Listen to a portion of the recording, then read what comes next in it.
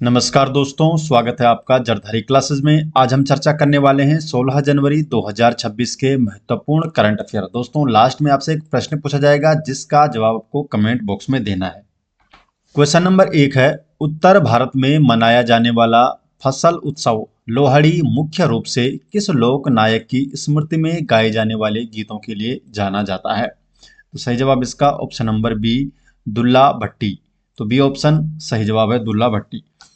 तो 13 जनवरी 2026 को उत्तर भारत मुख्यतः पंजाब, हरियाणा, हिमाचल में लोहड़ी मनाई जाती है और ये त्योहार पकी हुई फसलों की खुशी और सूर्य के उत्तरायण होने का प्रतीक है। दुल्ला भट्टी एक पंजाबी लोक नायक थे जिन्होंने सम्राट अकबर के विरुद्ध विद्रोह किया था। क्वेश्चन नंबर 2, 19 जनवरी 2026। तो 19 जनवरी 2026 को जिम्मेदार राष्ट्र सूचकांक रिस्पॉन्सिबल नेशन इंडेक्स किस संगठन द्वारा जारी किया जाएगा? तो जो रिस्पॉन्सिबल नेशंस इंडेक्स है RNI, इसे किस संगठन द्वारा जारी किया जाएगा? विश्व बौद्धिक फाउंडेशन द्वारा। तो सी ऑप्शन, विश्व बौद्धिक फाउंडेशन। तो WIF, विश्व बौद्धिक फाउंडेशन, वर्ल्ड इंटेलेक्चुअल फाउंडेशन 19 जनवरी को जिम्मेदार राष्ट्र सूचकांक का शुभारंभ करेगा और इस सूचकांक में 154 देशों को शामिल किया गया है। उद्घाटन समारोह में पूर्व राष्ट्रपति रामनाथ कोविंद उपस्थित होंगे। ये इसे लॉन्च करने वाले हैं। ये सूचकांक JNU, IIM मुंबई और डॉक्टर अंबेडकर अंतर्राष्ट्रीय केंद्र के सहयोग से शुरू किया जाएगा। सूचकांक में 3 आयाम है, 3 आयाम पर एक केंद्रित है, आंतरिक, पर्यावरणीय और बाह्य उत्तरदायित्व। पहला है इंटरनल रिस्पॉन्सिबिलिटी, इसमें नागरिकों की गरिमा और न्याय पर एक केंद्रित है। दूसरा है पर्यावरणीय उत्तरदायित्व, संसाधन संरक्षण और जलवायु परिवर्तन। और तीसरा है जो एक्सटर्नल रिस्पॉन्सिबिलिटी, वैश्विक उत्तरदायित्व, इसमें अंतर्राष्ट्रीय सहयोग और शांति में योगदान।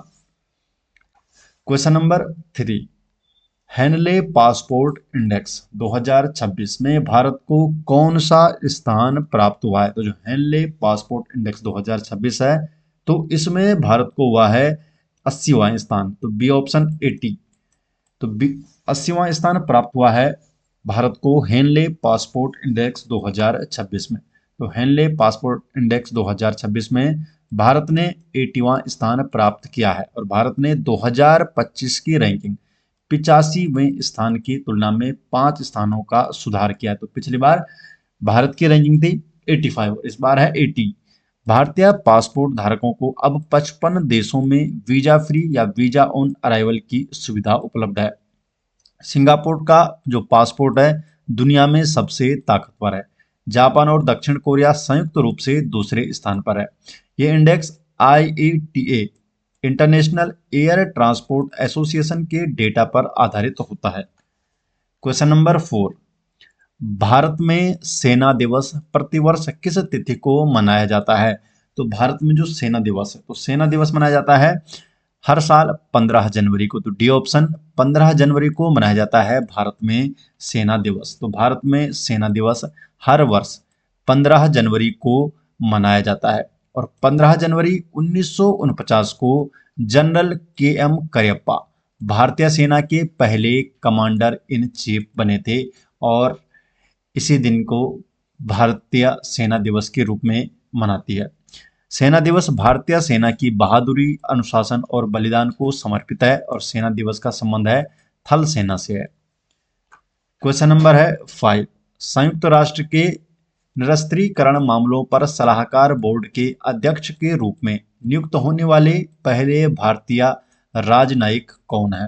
तो पहले भारतीय राजनयिक कौन बने हैं? DB वेंकटेश वर्मा। तो B option, DB Venkatesh Varma बने हैं पहले भारतीय राजनयिक संयुक्त राष्ट्र के निरस्त्रीकरण मामलों पर सलाहकार बोर्ड के अध्यक्ष। तो DB वेंकटेश वर्मा को संयुक्त राष्ट्र के निरस्त्रीकरण मामलों पर सलाहकार बोर्ड का अध्यक्ष नियुक्त किया है। वे 1988 बैच के भारतीय विदेश सेवा अधिकारी हैं और रूस में भारत के राजदूत रह चुके हैं और यह पहली बार है जब किसी भारतीय को इस बोर्ड का अध्यक्ष बनाया गया है और इनका कार्यकाल होगा 2026-27 तक। इस बोर्ड की स्थापना 1978 में संयुक्त राष्ट्र महासभा के 10वें विशेष सत्र के दौरान हुई थी और यह बोर्ड UNIDIR, इसकी फुल फॉर्म है United Nations Institute for Disarmament Research, संयुक्त राष्ट्र निरस्त्रीकरण शोध संस्थान के ट्रस्टी बोर्ड के रूप में कार्य करता है। नेक्स्ट क्वेश्चन है क्वेश्चन नंबर 6। हाल ही में ग्रामीण विकास मंत्रालय द्वारा राष्ट्रीय उद्यमिता अभियान के तहत कितने स्वयं सहायता समूह सदस्यों को उद्यमिता विकास कार्यक्रम का प्रशिक्षण देने का लक्ष्य रखा गया है? तो कितने का लक्ष्य रखा गया है? 50 लाख का लक्ष्य। तो बी ऑप्शन 50 लाख, तो बी ऑप्शन सही जवाब है। तो ग्रामीण विकास मंत्रालय ने राष्ट्रीय उद्यमिता अभियान नेशनल कैंपेनिंग ऑन एंटरप्रेन्योरशिप का शुभारंभ किया और इस अभियान के तहत 50 लाख स्वयं सहायता समूह SHG सेल्फ हेल्प ग्रुप सदस्यों को उद्यमिता विकास कार्यक्रम का प्रशिक्षण दिया जाएगा। सरकार का लक्ष्य है 3 करोड़ महिलाओं को लखपति दीदी बनाना। तो 3 करोड़ का लक्ष्य रखा गया है लखपति दीदी बनाने का। क्वेश्चन नंबर 7 है जिसका जवाब आपको देना है कमेंट बॉक्स में। नीति आयोग द्वारा जारी निर्यात तैयारी सूचकांक 2024 एक्सपोर्ट प्रिपेयर्डनेस इंडेक्स 2024 में बड़े राज्यों की श्रेणी में शीर्ष स्थान किस राज्य ने प्राप्त किया है? तो बड़े राज्यों की श्रेणी में शीर्ष स्थान किसने प्राप्त किया है? इसका जवाब आपको देना है कमेंट बॉक्स में। 4 ऑप्शन आपके पास दिया गया है, सही जवाब को कमेंट बॉक्स में देना है। यहाँ पर पूछा गया है बड़े राज्यों की श्रेणी में और आपको कमेंट में ये भी बताना है कि छोटे राज्यों की श्रेणी में शीर्ष स्थान किसे दिया गया है।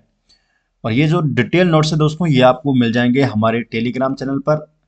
डिस्क्रिप्शन में लिंक दिया गया है, तो आप हमारे टेलीग्राम चैनल में जुड़ सकते हैं जहां पर आपको डेली अपडेट किया जाता है। तो मिलते हैं दोस्तों नेक्स्ट वीडियो के साथ, तब तक के लिए आपका बहुत बहुत धन्यवाद।